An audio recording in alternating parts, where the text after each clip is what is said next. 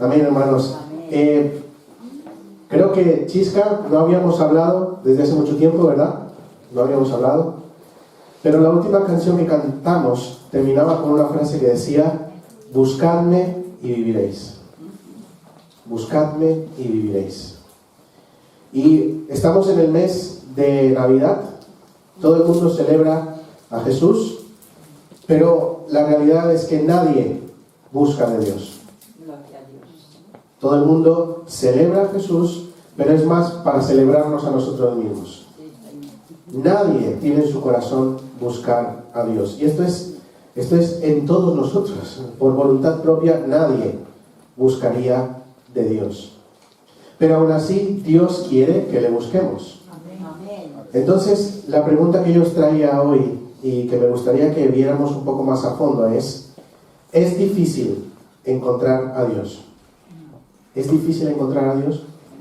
Vamos a mirar un texto, aprovechando que estamos en Navidad, que hemos leído cientos de veces, pero que hemos pasado por alto la grandeza de Dios en estos versículos. Me gustaría, por favor, primero, antes de entrar en el texto, que me acompañaran a Jeremías 29, a partir del versículo 10 creo que es. Voy a mirar. Jeremías 29.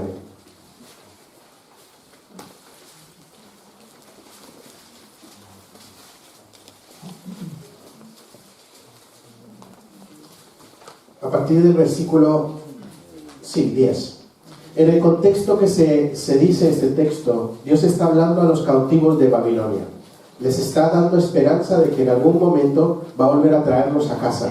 Y les dice estas palabras, dice: porque así dice Jehová, cuando en Babilonia se cumplan los 70 años, yo os visitaré y despertaré sobre vosotros mi buena palabra para haceros volver de este lugar. Todo el mundo conoce el versículo 11. Porque yo sé los pensamientos que tengo acerca de vosotros, dice Jehová, pensamientos de paz y no de mal, para daros el fin que esperáis. Pero vamos a ver lo que dice después. Versículo 12. Entonces me invocaréis y vendréis y oraréis a mí, y yo os oiré, y me buscaréis, y me hallaréis, porque me buscaréis de todo vuestro corazón, y seré hallado por vosotros, dice Jehová. Y haré volver de vuestra cautividad, y os reuniré de todas las naciones, y de todos los lugares donde os arrojé, dice Jehová, y os haré volver al lugar de donde os hice llevar. Miren, la canción decía que Dios sigue repitiendo desde el principio que todo aquel que le busca, le encuentra. Sigue repitiendo como antaño: buscadme y viviréis. Y la palabra de Dios nos confirma que desde el principio Dios quiere ser encontrado. Dios quiere ser encontrado. Me recuerda muchísimo este famoso cuadro en el que están Adán y Dios. Si ustedes se fijan en las posiciones en las que están los dos personajes, Adán está sentado con la mano medio recogida, mientras que la figura de Dios está lanzado hacia Adán, con el brazo totalmente estirado. Dios quiere tener una relación con el ser humano. El ser humano es el que no quiere tener una relación con Dios. Pero la promesa sigue vigente para hoy. Igual que en el Antiguo Testamento, hoy Dios es fácil de encontrar. Y me gustaría que miráramos un ejemplo muy hermoso que se encuentra en el libro de Lucas. En el libro de Lucas, en el capítulo 2. Vamos a estudiar ese texto en profundidad y vamos a ver cómo Dios lo colocó todo de tal manera que fuera encontrado. Estamos hablando en el contexto del nacimiento de Jesús. Lucas capítulo 2, a partir del versículo 7. Vamos a ir leyendo un poco para adelante. Dice: cuando Jesús nació, dice el versículo 7, y dio a luz a su hijo primogénito, y lo envolvió en pañales, y lo acostó en un pesebre, porque no había lugar para ellos en el mesón. Versículo 8, había unos pastores en la misma región que velaban y guardaban las vigilias de la noche sobre su rebaño. Y aquí se les presentó un ángel del Señor, y la gloria del Señor los rodeó y de resplandor, y tuvieron gran temor. Un segundo, por favor. Pero el ángel les dijo: no temáis, porque aquí os doy nuevas de gran gozo, que será para todo el pueblo, que os ha nacido hoy en la ciudad de David un Salvador, que es Cristo el Señor. Esto servirá de señal: hallaréis al niño envuelto en pañales, acostado en un pesebre. Luego leemos cuando se abre el cielo y los ángeles adoran. Pero si vamos al versículo 15, dice: sucedió que cuando los ángeles se fueron de ellos al cielo, los pastores dijeron unos a otros: pasemos pues hasta Belén y veamos qué ha sucedido y qué es lo que el Señor nos ha manifestado. Vinieron pues apresuradamente y hallaron a María y a José y al niño acostado en el pesebre. Al verlo, dieron a conocer lo que les había dicho acerca del niño, y todos los que oyeron se maravillaron de lo que los pastores les decían. Hermanos, no sé si ustedes han meditado sobre este texto, pero en realidad es un texto que es difícil, porque si leemos el contexto de Lucas, leemos que Belén, aunque era un pueblo pequeño, no estaba solamente lleno de los habitantes normales, sino que una gran multitud de gente había ido debido al mandato del emperador, ¿no? De que cada uno se tenía que inscribir en su propia casa. De tal manera que estamos hablando de un pueblo llenísimo de gente. Y la pregunta es: ¿cómo hicieron estos pastores para encontrar tan rápido a un niño? Esta pregunta a mí me ha molestado durante años. ¿Cómo hicieron estos pastores para rápidamente, esa misma noche, encontrar a un niño recién nacido entre tanta gente? Pues les quiero invitar hoy a que vayamos un poco más profundo, porque debido al paso de los siglos, el significado de este texto se ha diluido y tenemos hoy en día una idea muy diferente a lo que pasó en realidad. ¿Todo el mundo alguna vez ha visto un Belén? ¿Quién no ha visto un Belén en su vida? ¿No? Todo el mundo lo ha visto. ¿Dónde está Jesús? ¿Dónde ponen al niño y a María? En un pesebre, ¿no? En un establo. Amén. Como en un cobertizo. Pues esta imagen es una imagen occidental. Es lo que nosotros pensamos que fue, pero no fue así para nada.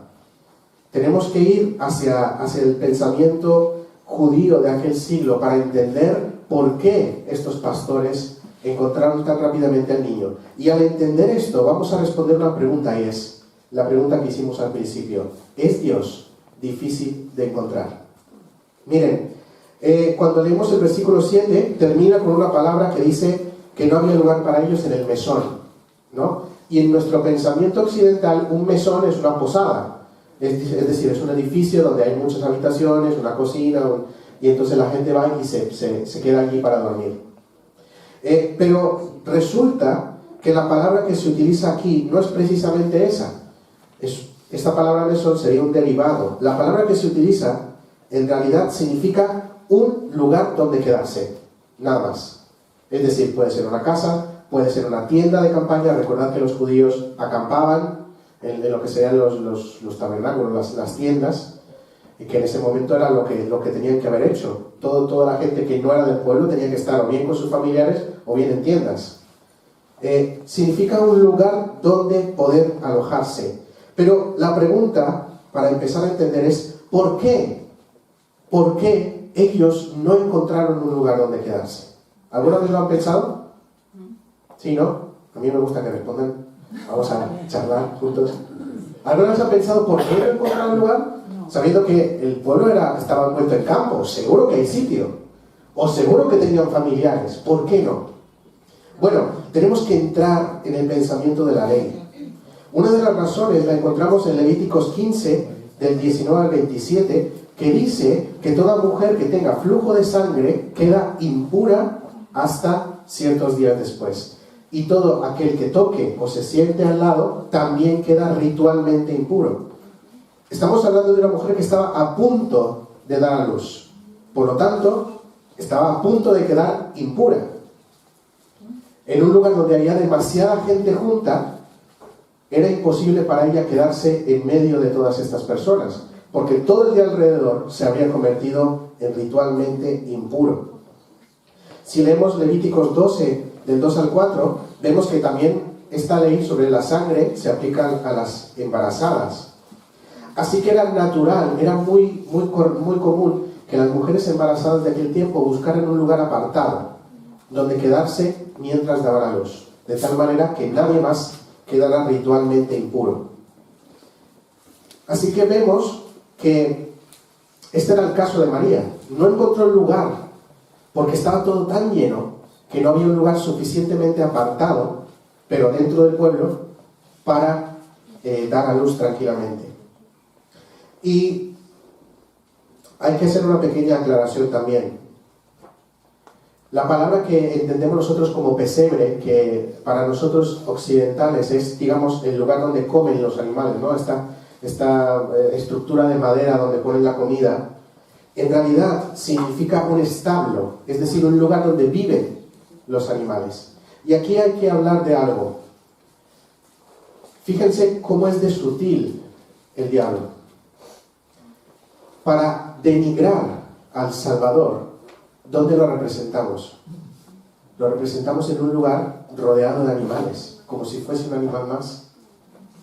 Pero tenemos que recordar que Jesús era el Cordero de Dios. Amén. Y Él fue santo desde que nació hasta que resucitó. Amén. Y sigue siendo santo hoy. Amén. ¿Ustedes creen que el Dios de dioses permitiría que su Hijo naciese rodeado de excrementos de animales? ¿De comida de animales? No, queridos hermanos. No fue así.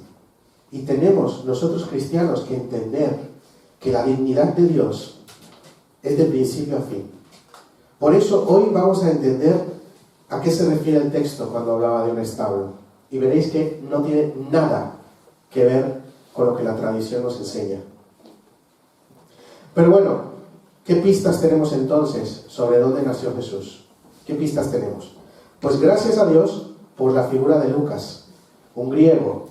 Los griegos les gustaba mucho explicar las cosas con mucho detalle. Y gracias a Lucas tenemos una idea muy clara de dónde nació Jesús. Lo primero que tenemos en las pistas es que dice el texto en el versículo 7 del capítulo 2, que María lo envolvió en pañales y lo acostó en un pesebre. Después iremos a entender dónde estaba exactamente. Y justo estas palabras, envuelto en pañales y acostado en un pesebre, es lo que los ángeles comunican a los pastores. Esta es la señal para encontrar al niño. Si lo pensamos de manera lógica y con nuestro pensamiento occidental, pues en las casas medievales todo el mundo tenía un establo dentro de casa. Esto haría que en todo el pueblo pudiese ser posible que hubiera nacido Jesús. Pero no era así en el tiempo hebreo. Recordad que ellos tenían que mantenerse ritualmente puros. Por lo tanto, no podían convivir con animales. Los establos eran lugares apartados. Y vamos a ver que el lugar donde nació Jesús no era tan común como pensamos. Miren, es muy interesante entender que con estas dos cosas, con estas dos señales, los pastores encontraron al niño. Solo con estos dos. Si hubiese sido en nuestro tiempo, hubiese sido como decir la iglesia católica de Manacor. Todo el mundo puede ver dónde estaba eso. Así, encontrarán al niño en la iglesia católica de Manacor. Ya está. Así de simple. De todo el pueblo sería visible el lugar donde estaba. Así de preciso fue la instrucción de Dios. Esto es una lección. Dios deja claro dónde puede ser encontrado. Dios nunca va a dar instrucciones vagas para todo aquel que le busca. Si ustedes están buscando de corazón a Dios, Él deja claro dónde encontrarle. Miren, vemos una controversia. Por un lado, encontramos a los pastores que con dos frases encontraron a Jesús esa misma noche, rápidamente. Pero luego vemos a Herodes, que con toda su sabiduría no encontró nunca a Jesús. ¿Cuál fue la respuesta que le dieron los sabios a a Herodes cuando él preguntó dónde iba a nacer el Salvador. Pues esto lo encontramos en Mateo 2, versículo 6. Dice: pero tú, Belén Efrata, pequeña para estar entre las familias de Judá, de ti me saldrá el que será el Señor de Israel, y sus salidas son desde el principio, desde los días de la eternidad. Esto fue lo que se le dio como respuesta a Herodes. El niño va a nacer en Belén. 2:6. Sí, Mateo 2:6. Este mismo texto está sacado de Miqueas, capítulo 5, versículo 2. Quiero que entendamos algo, porque esto es una verdad también hermosa. Miqueas vivió entre unos 600 y unos 800 años antes de Jesús. Quiero decir que Dios colocó las pistas para ser encontrado 800 años antes de que sucediese. Esto demuestra que Dios se toma su tiempo para hacer las cosas bien. La pregunta es, si Dios nos conoce desde el principio, si Dios nos ama desde el principio, ¿cuánto creéis que ha estado preparando tu encuentro con Él? Esto tiene que llevarnos a amar e encontrarnos con Él. Porque es como el esposo que se ha preparado para la boda, con todo detalle. No es un encuentro casual, queridos hermanos. El hecho de que ustedes estén aquí hoy buscando al Señor no es un encuentro casual. Es un encuentro que Dios preparó desde el principio del tiempo, con mimo. Recordamos cómo termina ese salmo tan famoso que dice: aderezas mesa delante de mí en presencia de mis enemigos, perdón. ¿Saben ustedes qué significa aderezar?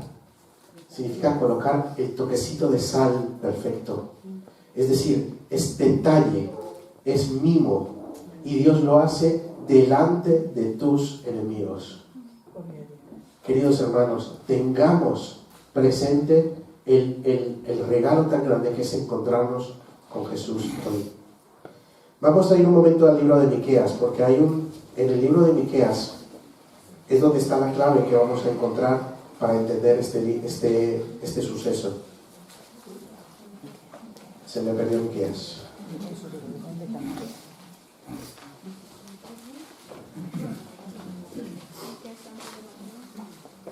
Se me perdió bastante. Aquí. Vamos a ir al capítulo 4, versículo 8.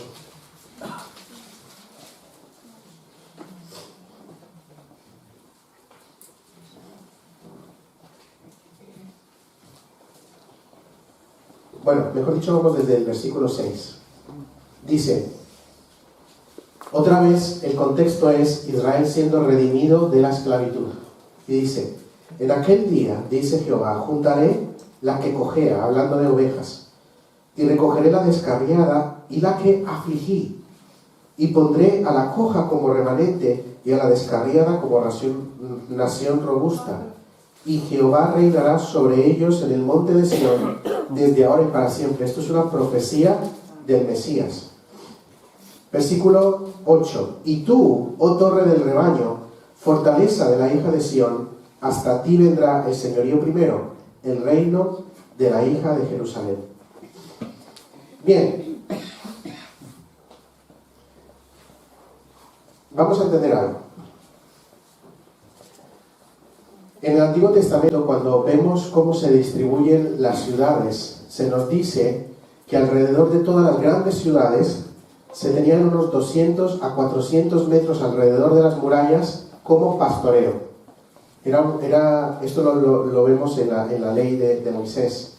Se decía que cuando conquistaran una ciudad, unos 200 o 400 metros alrededor de las murallas, nadie tenía que construir nada, porque era el lugar donde se plantaba para que la ciudad pudiera comer, pero también para que los animales pudieran comer. Sabemos que Belén estaba a unos 3 kilómetros de Jerusalén. Entre Belén y Jerusalén había una zona de pastoreo que se conoce como Migdal Eder. Esta zona de pastoreo la encontramos si buscamos en lo que se llama el Talmud. El Talmud es una interpretación judía de las enseñanzas de la Torá. No es bíblico, pero nos permite entender muy bien el pensamiento judío de aquel tiempo. Pues en este Talmud, justamente en el Talmud que viene de Babilonia, encontramos esta referencia a Migdal Eder, lo que se conocía como la fortaleza de Sion. Y dentro de Migdal Eder, que aún hoy en día no sabemos exactamente dónde estaba, por ejemplo, el historiador Eusebio de Cesarea nos da un pequeño, un pequeño acercamiento a dónde podría estar. Se dice que estaba más o menos a una milla romana al este de Jerusalén, a unos 1,5 kilómetros de Jerusalén. Pues dentro de esta zona había una torre que se llamaba la Torre del Rebaño. Y la Torre del Rebaño era una torre de vigilancia, pero también servía como casa para los pastores. ¿Por qué? Si leemos en 2 de Reyes 18:2, vemos que era costumbre colocar torres de vigilancia alrededor de las ciudades para poder ver al enemigo. Pero si leemos también 2 de Crónicas 26:10, vemos que estas mismas torres eran usadas por los pastores para pasar allí las noches, cuando estaban cuidando del rebaño. Las ruinas arqueológicas se han encontrado de vestigios de estas torres. Así que es muy seguro decir que en esta zona de Migdal Eder había una de estas torres que se llamaba la Torre del Rebaño. Ahora, y aquí es donde viene uno de los puntos más interesantes. Según la tradición judía, sabemos de cierto que esta zona de Migdal Eder, donde estaban los rebaños, no eran rebaños de ovejas normales, sino que eran rebaños que ya estaban marcados para el sacrificio. El Talmud nos cuenta que los machos que nacían en Migdal Eder ya eran mirados o eran estudiados para ver si podían ser holocaustos, y las hembras eran criadas para hacer ofrendas de paz. Quiere decir que estas ovejas no eran ovejas comunes, eran ovejas preparadas para ser sacrificadas como ofrenda a Dios en el templo. Así que, dado que estas ovejas eran especiales, los pastores también eran especiales. No eran pastores normales, eran levitas que cuidaban el rebaño. Tenemos muchos pasajes en la Mishnah, en la tradición oral judía, de que existían lugares donde los pastores levitas preparaban los rebaños que iban a ser llevados al templo. ¿Qué significaba esto? Pues significaba que entre los deberes de estos pastores era mantener el lugar limpio, ritualmente limpio. Tenían que mirar supervisar el nacimiento de cada cordero para verificar que fueran aptos para el sacrificio del templo. Tenían que nacer sin mancha, sin huesos rotos y sin ningún defecto. ¿Cómo hacían esto? Cuando nacía un corderito, en la parte baja de la torre, donde llevaban a las ovejas para que dieran a luz, la torre tenía varios niveles. La parte de abajo era donde tenían a las ovejas que iban a parir. En la parte de arriba dormían ellos. En la parte de abajo había un pozo grande de piedra, un cuadrado de piedra, ritualmente puro. Esto se llamaba pesebre. Y lo que hacían era que cuando nacía un corderito, inmediatamente lo miraban, lo limpiaban y lo envolvían en telas sacerdotales, pañales, telas, y lo metían dentro de aquel pozo de piedra para que no se golpeara con nada, para que no se rompiera ningún hueso y para que se tranquilizara. Esto era la tradición. Cuando entendemos esto, Y leemos lo que acabamos de leer antes, de que la prueba de que Jesús era el Cristo, era que sería un niño envuelto en pañales y acostado dentro de un pesebre. Entendemos perfectamente la referencia. No hay duda. Los pastores sabían dónde buscar. Fueron donde Miqueas dijo que iba a estar, en la torre del rebaño. Y lo encontraron donde Dios dijo que iba a estar. Envuelto en pañales, preparado como el Cordero de Dios sin defecto. ¿Quiénes fueron los primeros en entrar? Los sacerdotes, los pastores sacerdotes que iban ¿cómo decir? Que iban a mostrar que este niño era apto para el sacrificio. ¿Entendéis la referencia? No hay pérdida. No hay pérdida. Toda persona que entró a ver al niño en aquel lugar se dio cuenta de cuál era su identidad. Esto es totalmente diferente a la imagen que tenemos hoy de Belén. No es un niño cualquiera en un establo cualquiera. Es el Cordero de Dios en el lugar donde le corresponde estar. Amén, amén. Miren, esto explicaría por qué fue tan fácil para ellos encontrarlo. Porque no tuvieron que buscar casa por casa, fueron directamente a donde Miqueas había dicho que iba a estar, a la torre del rebaño. Solo había una. Gloria. Esto explica también cómo ellos pudieron entender el contexto religioso. Recuerden que los ángeles dijeron, ahí van a encontrar al Salvador, al Cristo, al escogido. Y solo había un niño en el lugar del sacrificio, en el lugar preparado para todos los corderos del sacrificio. No había pérdida. Miren, queridos hermanos, esto tiene que rompernos la mente. Dios preparó durante 1000 años, durante 1500 años, la llegada de su Hijo, con las normas de las leyes de Moisés, con la cultura del pueblo. Preparó a los sacerdotes para que estuvieran listos para reconocer al Salvador.